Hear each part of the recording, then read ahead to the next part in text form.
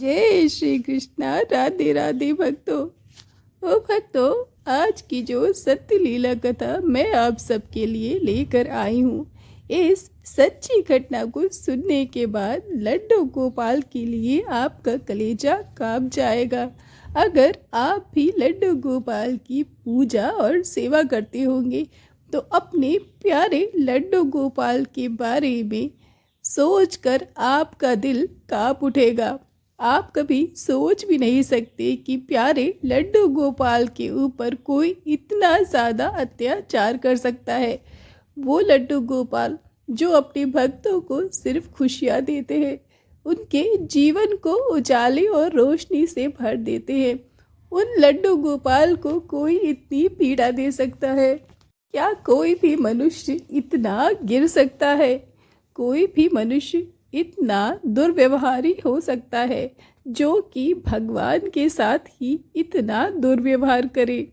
लड्डू गोपाल के प्यारे से विग्रह को, जिसमें साक्षात लड्डू गोपाल साक्षात हमारे भगवान श्री कृष्ण होते हैं, का इतना अपमान कर सकता है, उन्हें इतनी पीड़ा दे सकता है?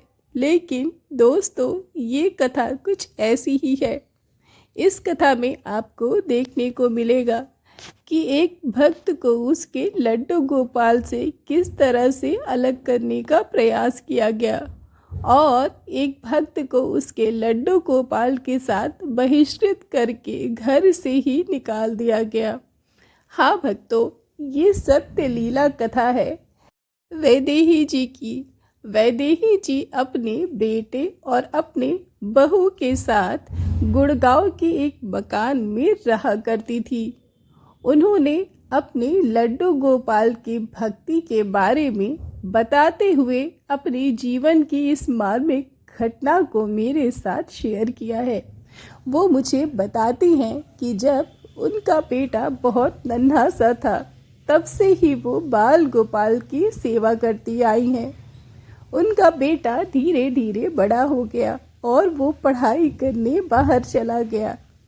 बेटे के बाहर जाने के बाद वो अपना अकेलापन लड्डू गोपाल के साथ ही दूर किया करती थी। वैदेही जी बताती है कि उनके पति का देहांत बहुत ही कम उम्र में हो गया था। जब उनका बेटा 10 वर्ष का था, तभी उनके पति का स्वर्गवास हो गया था। उन्होंने अपने बेटे कुशाग्र का लालन पालन बड़ी ही कठिनाई से किया और अपने बेटे की शिक्षा दीक्षा भी बहुत मेहनत करके, बहुत ही परिश्रम करके किया। लेकिन वो अपनी पीड़ा व्यक्त करते हुए बताती है कि जब बच्चे बड़े हो जाते हैं तो माँ बाप के दुख को, उनके संघर्ष को भूल जाते हैं। उन्हें सिर्फ अपना ही जीवन नजर आता है। इसलिए वैदेही जी ने अपने जीवन का साथी नन्हे बाल गोपाल को बना लिया। एक बेटे के होते हुए भी वो बहुत अकेला महसूस करती थी और उन्हें हमेशा अपने पति की याद आती थी। अपने पुराने दिन को वो अक्सर याद करके रोया करती थी, क्योंकि उनके पास अपनी बातों और अपने दुख को साझा करने के लिए कोई भी नहीं था। इसलिए उन्होंने अपना साथी नन्हे लड्डू गोपाल को बना लिया। वे लड्डू गोपाल का वात्सल्य भाव से पुत्र के रूप में सेवा करती थी और वो जब भी अपने पुत्र के बारे में सोचती, उनकी आंखों के सामने उनके लड्डू गोपाल का चेहरा आ जाता। जानकी जी बताती हैं कि कभी उनका भी जीवन बहुत ही खुशहाल था। वो अपने पति के साथ लखनऊ में रहा करती थी। उनका बेटा कुशाग्र बहुत छोटा था और उनका संसार, उनकी छोटी सी दुनिया बहुत ही सुंदर थी। लेकिन अचानक से उनके जीवन में एक तूफान आता है। उनके पति का एक्सीडेंट में निधन हो जाता है और उसके बाद उनके जीवन में एक ऐसा संघर्ष शुरू होता है जिसने कभी खत्म होने का नाम ही नहीं लिया। पति के जाने के बाद वो अपने बेटे कुशाग्र की परवरिश में पूरी तरह से लग जाती है और मेहनत मजदूरी करके अपने बेटे को पालने पोसने लगती हैं। किसी तरह से अपने बेटे की इंजीनियरिंग की पढ़ाई पूरी करा के उसे बाहर नौकरी के लिए भेज देती हैं।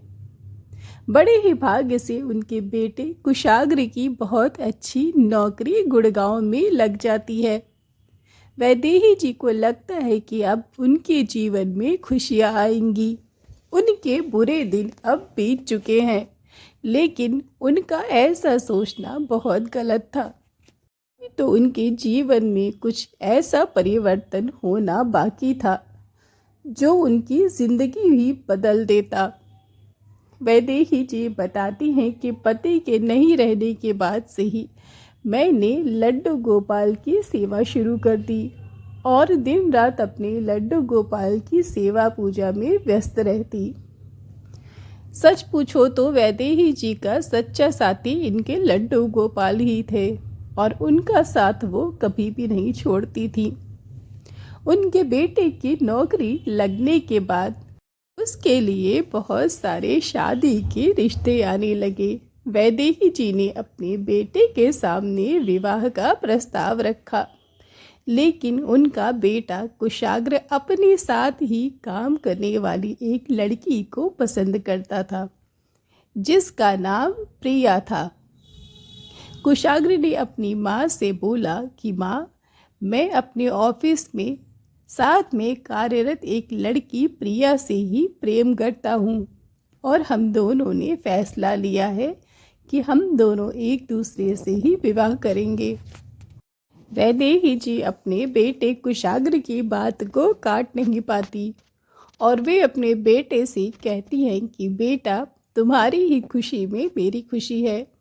तुम जिस लड़की को पसंद करते हो, तुम्हारा विवाह उसी लड़की से होगा। और उसी के मुताबिक कुशाग्र और प्रिया का विवाह हो गया। वैदेही जी बताती है कि बेटे के विवाह के बाद मैं कुछ दिन अपने बेटे और बहू के साथ गुड़गांव में रही, लेकिन वहाँ मेरा मन नहीं लगता था, इसलिए मैं वापस लखनऊ अपने घर चली गई। लखनऊ आने के बाद मैं अपने लड्डू गोपाल की सेवा में व्यस्त रहने लगी, लेकिन कुछ दिनों बाद मुझे अपने बहू के गर्भवती होने का समाचार मिला। ये समाचार मिलते ही मैं बहुत प्रसन्न हुई। मेरे बेटे ने मुझे गुड़गांव आकर रहकर अपनी बहू की देखभाल करने के लिए बोला। मुझे बहुत प्रसन्नता हुई। मैं अपनी पैकिंग करके अपने लड्डू गोपाल के साथ गुड़गांव पहुंच गई और अपनी बहू की सेवा करने लगी। बहू के गर्भवती होने पर मैं बहुत खुश थी, क्योंकि अब मेरा पोता या पोती इस दुनिया में आने वाला था। इस बात की मुझे बहुत ज़्यादा प्रसन्नता थी, लेकिन साथ में ही मेरी तबीयत थोड़ी थोड़ी खराब रहने लगी। भी मैंने अपनी बहू की सेवा में कोई भी कमी नहीं की और मैं साथ में अपने लड्डू गोपाल की भी सेवा किया करती थी। मेरे लड्डू गोपाल की सेवा करना मेरी बहू प्रिया को अच्छा नहीं लगता था। वो बार बार मुझसे कहती कि माँ जी, आप हमेशा इस मूर्ति को लेकर क्यों बैठी रहती हैं? पूजा करना तो एक अलग बात है, लेकिन आप दिन रात इस मूर्ति के लिए स्वेटर बनाती है, इनके लिए कपड़े सिलती है। इससे आपको क्या फ़ायदा होने वाला है? आपको तो मेरे होने वाले बच्चे के बारे में सोचना चाहिए। मुझे अपनी बहू की बात थोड़ी सी बुरी तो लगी, लेकिन फिर मैंने सोचा कि प्रिया का कहना भी ठीक है। शायद मैं अपनी बहू के ऊपर ध्यान कम दे रही हूँ और लड्डू गोपाल के लिए समय ज़्यादा दे रही हूँ। मैंने लड्डू गोपाल की सेवा पहले से कम कर दी और सारा ध्यान अपनी बहू के ऊपर देने लगी। अब वो भी समय आया जब मेरी बहू की डिलीवरी होनी थी। कुछ दिनों बाद ही मेरे घर में एक बहुत ही सुंदर सा पोता हुआ, जिसकी होने से हम सब बहुत ही ज़्यादा खुश थे। मेरा बेटा कुशाग्र और बहू, हम तीनों बहुत खुश थे और मेरा पोता भी बहुत ही सुंदर और स्वस्थ पैदा हुआ था। जिसके आने से मैं अपने सारे दुख भूलने लगी थी। मैं सुबह से उठकर घर का सारा काम करती, अपनी बहू के लिए खाना बनाती, बच्चे को संभालती और रात भर जग के बच्चे को गोद में लेकर उसे सुलाया करती। मेरा पोता रात भर जागता था, वो जल्दी सोता नहीं था, इसलिए मैं उसे अपनी गोद में लेकर रात भर बैठी रहती। लेकिन अब मेरी तबीयत भी कुछ खराब रहने लगी थी। मेरे पूरे शरीर में न जाने क्यों एक जलन सी हो रही थी और मेरे शरीर में एक सुन्नता का एहसास हो रहा था। मुझे रात भर बेचैनी होती थी, मेरे सर में दर्द होता था और मुझे नींद भी नहीं आती थी। जब मेरी तबीयत बहुत ज़्यादा ख़राब होने लगी तो एक दिन मैंने अपने बेटे कुशाग्र से अपनी तबीयत के बारे में बताया। कुशाग्र ने बोला कि ठीक है, हम आपको डॉक्टर के पास ले चलेंगे। जब तक हम डॉक्टर के पास जाते मेरी स्थिति बहुत ख़राब होने लगी, क्योंकि मेरे शरीर में कई जगह से मवाद निकलने लगा था और पूरे शरीर में खुजली और जलन बढ़ने लगी थी। मेरी हड्डियों में भी बहुत दर्द रह रहा था और आँखों से साफ दिखाई नहीं दे रहा था। स्थिति बहुत ज़्यादा बिगड़ने पर मैं अपने बेटे कुशाग्र के साथ एक डॉक्टर के पास गई और डॉक्टर ने मुझे एक बहुत ही अजीब सी बीमारी के बारे में बताया, जो सुनते ही मेरे होश उड़ गए और मेरे पैरों तले ज़मीन खिसक गई। डॉक्टर ने बताया कि आपकी माँ को कुष्ठ रोग है। ये बहुत ही खतरनाक बीमारी होती है, जिसके ठीक होने की संभावना भी कम होती है। डॉक्टर ने मुझे हिदायत दी कि कुछ दिनों में आपके शरीर की चमड़ी गलने लगेगी और आपके शरीर से मवाद रिसेगा। ये बीमारी छूत की बीमारी होती है, इसलिए आपको बहुत ही ज़्यादा सफाई बरतने की ज़रूरत है। आपको अपने रहने और खाने की अलग कमरे में व्यवस्था करनी होगी।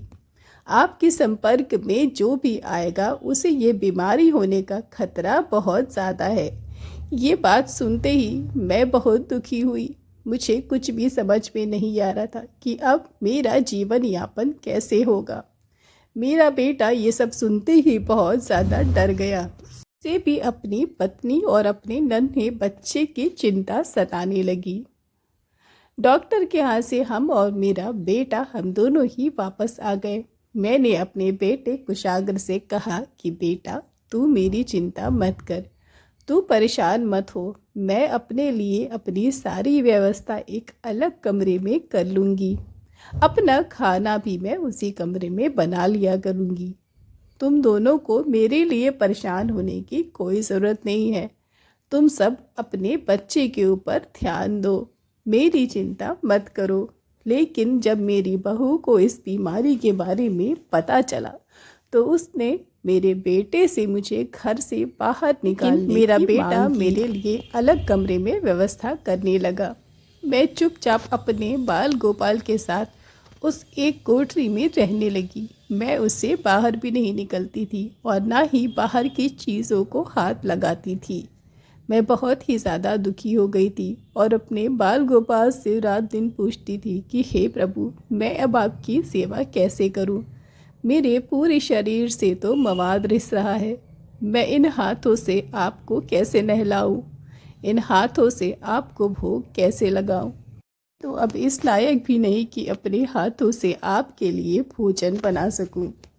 मेरी बहू अब मुझसे दूर रहने लगी थी। हालांकि मुझे पता था कि मेरी बीमारी ही ऐसी है कि कोई भी व्यक्ति मेरे पास आने से डरेगा। मुझे भी डर था कि कहीं मेरे छोटे से पोते को किसी तरह का कोई इन्फेक्शन न लग जाए, इसलिए मैं बहू के कमरे में जाना छोड़ दी। फिर भी मेरी बहू को मेरे उस घर में रहने से बहुत ज़्यादा परेशानी थी। मैं उसकी तकलीफ़ को समझ सकती थी, लेकिन एक दिन मेरे बहू ने मुझ पर और मेरे लड्डू गोपाल पर ऐसा अत्याचार किया जिसकी मैं कभी कल्पना भी नहीं कर सकती। अपने ऊपर किए हुए अत्याचार की मुझे कोई परवाह नहीं थी, लेकिन मेरे लड्डू गोपाल के साथ जो हुआ वो मुझे मेरी बहू ने मुझसे बोला कि आपको और आपकी इस मूर्ति को अब इस घर में रहने का कोई भी अधिकार नहीं है। उसने मुझे और मेरे लड्डू गोपाल के विग्रह को घर से बाहर निकाल दिया। मुझे मेरी कुछ साड़ियाँ और मेरे लड्डू गोपाल की सारी पोशाक और उनके बर्तनों को घर से बाहर फेंक दिया। अब मुझे कुछ भी समझ में नहीं आ रहा था कि मैं कहाँ जाऊँ। मैं अपने गोपाल जी को लेकर रात तक घर के बाहर ही बैठी रही। मेरे गोपाल जी भूखे थे और उनकी भूख का अनुभव मुझे हो रहा था। मैं बार बार कल्पना कर रही थी कि अगर मैं ठीक होती तो अपने बाल गोपाल को अपने हाथों से खाना बनाकर भोग लगाती, लेकिन मुझ जैसी अभागन तो शायद ही इस संसार में कोई होगी। मुझसे तो प्रभु ने ये अधिकार भी छीन लिया। मैं और मेरे लड्डू गोपाल हम दोनों दिन भर भूख से तड़पते रहे। घर के बाहर बैठे बैठे मैं अपनी बहू को आवाज़ लगाती रही, लेकिन उसने मुझे खाने के लिए कुछ भी नहीं दिया। मैं अपने लड्डू गोपाल को देखकर रो रही थी और उनसे क्षमा मांग रही थी कि हे मेरे गोपाल जी, मुझे क्षमा कर दो। मेरी वजह से आपको भी भूखा रहना पड़ रहा है। थोड़ी देर के बाद मेरा बेटा ऑफिस से वापस घर आता है। मेरे बेटे ने मुझसे पूछा कि तुम बाहर क्यों बैठी हो और इस मूर्ति को अपने साथ रखने का क्या मतलब है। अगर सच में ये भगवान तुम्हारे साथ होते तो तुम्हें ऐसी बीमारी होती ही नहीं, लेकिन तुम इसी बीमारी के लायक हो। तुम्हारे साथ जो भी हो रहा है वो अच्छा ही हो रहा है। मेरे बेटे ने मुझे ताने सुनाते हुए घर का दरवाज़ा खटखटाया और अंदर चला गया। थोड़ी देर के बाद वो मेरे लिए खाने की थाली बाहर रख के चला गया और मुझसे अंदर जाकर बोला कि खाना पड़ा है, खा लो। घर के अंदर आने की कोई ज़रूरत नहीं है। आज से तुम्हारी जगह वही है। तुम्हें खाना पीना सब कुछ बाहर ही करना है। अपने बेटे के मुंह से ये सारी बातें सुनकर मेरी आग भर आई और मुझे ऐसा लगा जैसे मेरी जीवन भर की मेहनत व्यर्थ गई। लेकिन खाने को देखकर मेरा दिल किया कि मैं तुरंत उसे खा लूं। मैं दिन भर की भूखी थी। मेरे पेट में बहुत ही ज़्यादा दर्द हो रहा था और मैंने सोचा कि इन सारी बातों को नज़रअंदाज करते हुए खाने को खा लेते हैं। खाने से पहले मैंने अपने लड्डू गोपाल की तरफ देखा, मानो वो मुझसे कह रहे हैं कि मैया मुझे खाना खिलाओ, मैं बहुत भूखा हूँ। मैंने बहुत देर से कुछ भी नहीं खाया, मुझे खाना खिलाओ। उनकी आंखों में देखकर मुझे ऐसा लगा जैसे उनकी आंखें आंसुओं से गीली हैं और उनके होंठ सूख गए हैं। अपने नन्हे बाल गोपाल की ये हालत देखकर मुझसे खाना नहीं खाया गया। मैंने अपने गोपाल जी से प्रार्थना की कि हे प्रभु, मैं अपने इस मवाद भरे हाथों से तो तुम्हें खाना नहीं खिला सकती। अगर तुम्हें भूख लगी है तो तुम स्वयं ही इसे खा लो। मुझसे खाना नहीं खाया जाएगा अगर तुम भूखे हो तो। इतना कहकर मैं आंखें बंद करके बैठ गई और न जाने कब मुझे झपकी आ गई। थोड़ी देर के बाद जब मेरी नींद खुली तो मैंने देखा कि भोर का समय था और मेरे सामने एक ऐसा दृश्य था जिसे मैं देखकर आश्चर्यचकित हो गई। मैंने देखा कि मेरे खाने की थाली से सारी रोटियां गायब हैं और थाली पूरी तरह से साफ है, जबकि मैंने तो खाने को छुआ भी नहीं। फिर मेरा खाना कहाँ गया? मैंने उठकर वहाँ देखा कि कहीं कोई जानवर, कुत्ता या बिल्ली तो यहाँ नहीं आया था, लेकिन गेट अंदर से लॉक था। किसी के आने का कोई भी प्रश्न नहीं था। फिर मैं आकर अपने स्थान पर बैठ गई और मैंने जब अपने लड्डू गोपाल के चेहरे की तरफ देखा तो मैंने पाया कि उनके पोशाक पर सारा खाना लगा हुआ है, उनके मुंह पर जूठन लगी है। मुझे तुरंत आभास हो गया कि मेरे गोपाल जी ने मेरी सुन ली। मैं अपने इन कुष्ठ हाथों से उन्हें भोग नहीं खिला पा रही थी, इसलिए मेरे आग्रह करने पर उन्होंने स्वयं ही भोजन को ग्रहण कर लिया। हे मेरे गोपाल जी, मेरा तो जीवन धन्य हो गया। मुझे नहीं पता था कि तू इतना कृपालु है। मुझे नहीं पता था कि अपने भक्त की पीड़ा का तुझे इतना आभास होता है। हे मेरे गोपाल जी, अगर मुझसे कोई गलती हो गई तो मुझे क्षमा कर दे, लेकिन मुझे इतनी शक्ति दे कि मैं तेरी सेवा कर सकूं। मैंने फिर भी अपने उन्हीं हाथों से अपने नन्हे गोपाल को गोद में उठाकर अपनी छाती से लगाया और मैं वहीं पर कंबल ओढ़कर सो गई। न जाने कब सुबह हुई, मुझे पता भी नहीं चला। थोड़ी देर के बाद मेरा बेटा ऑफिस के लिए निकल रहा था। उसने मुझसे बोला कि अपना सामान पैक करके मेरे साथ चलो। मैंने बेटे से पूछा कि बेटा कहाँ जाना है, क्या हम डॉक्टर के पास जा रहे हैं? तो मेरे बेटे ने मुझसे बोला कि नहीं माँ, हम तुम्हें आश्रम में छोड़ने के लिए जा रहे हैं। अब तुम यहाँ हमारे साथ नहीं रहोगी। मैं अपने बेटे से कुछ भी न कह सकी।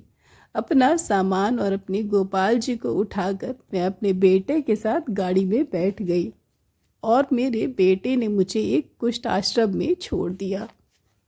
वैदेही जी बताती हैं कि हमें शारीरिक पीड़ा से जितना दर्द नहीं होता, उतना कहीं दर्द हमें अपनों की दी हुई पीड़ा से होता है। जब कोई अपना हमारे साथ दुखद व्यवहार करता है, हमें दुख देता है, तब हमारे हृदय पर जो चोट लगती है उसकी पीड़ा असहनीय होती है।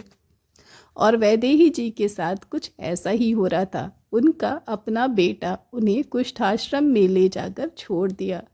उसके बेटे को एक बार भी इस बात का अनुभव नहीं हुआ कि मेरी माँ यहाँ पर अकेले कैसे रहेगी। वो अपनी माँ का इलाज करने में पूरी तरह से सक्षम था, लेकिन उसे ऐसा करना ज़रूरी नहीं लगा। वैदेही जी बताती हैं कि मेरा बेटा मेरे सामान के साथ मुझे कुष्ठाश्रम में छोड़कर चला गया और मैं इसे होनी मानकर स्वीकार कर ली। कुष्ठाश्रम में ही मैं रहने लगी। बस मैं अब अपना सारा ध्यान अपने गोपाल जी पर देने लगी, क्योंकि मेरे जीवन में अब जीने के लिए कुछ भी नहीं बचा था। मैंने सब कुछ अपने प्रभु पर छोड़ दिया था और बस रात दिन अपने नन्हे गोपाल की सेवा करती थी। प्रभु के आशीर्वाद से मुझ में थोड़ा थोड़ा सुधार होने लगा, लेकिन अब मुझे आश्रम छोड़कर घर जाने की इच्छा नहीं हो रही थी। इसलिए मैंने निर्णय लिया कि मैं जब तक जीवित हूँ इसी आश्रम में रहूँगी, और मेरा वहाँ पर मन लग चुका था। वहाँ पर ऐसे बहुत सारी महिलाएं और पुरुष थे जो अपने जीवन से और अपनी बीमारी से दुखी थे। उनके घोर दुख को देखकर मुझे अपना दुख कम लगने लगा। लेकिन एक दिन ऐसा आया जब मेरे गोपाल जी ने मुझ पर कृपा की। मेरे जीवन में एक ऐसा सूर्योदय हुआ जिसकी मैंने कभी कल्पना भी नहीं की थी। मुझे आश्रम में रहते हुए 3-4 साल हो चुके थे। घर छोड़ने के बाद से मैंने अपने पोते को कभी भी नहीं देखा था। एक दिन अचानक से आश्रम में मेरे लिए एक फ़ोन आता है। जब मैंने जाकर फ़ोन को रिसीव किया तो दूसरी तरफ से एक बच्चे की आवाज़ आती है। हेलो, मुझे अपनी दादी से बात करनी है। मैं किशन बोल रहा हूँ।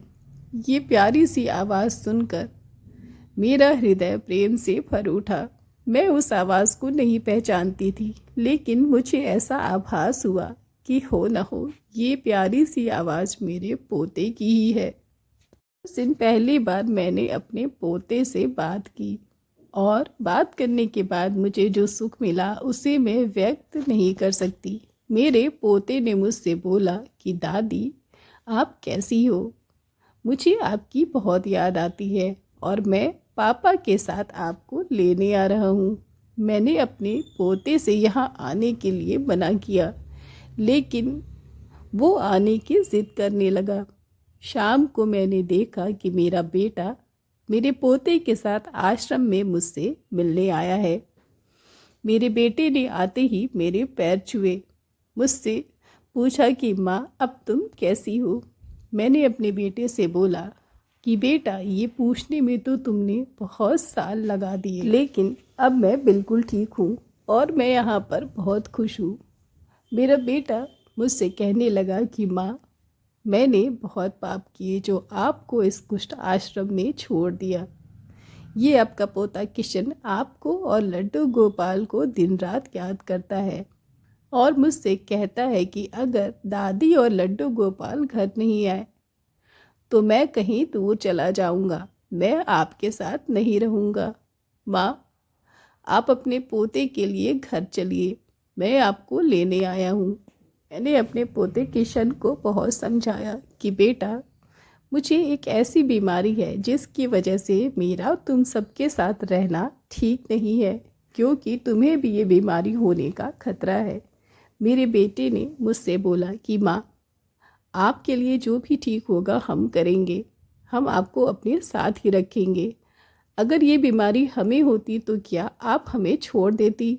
आप तो माँ हैं, आप हमें कभी भी नहीं छोड़ती, फिर मैं आपको कैसे छोड़ दिया? मुझसे बहुत पाप हुए हैं और इस पाप का प्रायश्चित करने के लिए मुझे अवसर दो, आप हमारे साथ चलो। अपने बेटे की इन भावुक बातों को सुनकर माँ का कलेजा पिघलने लगा। मैंने तुरंत अपने लड्डू गोपाल की तरफ देखा।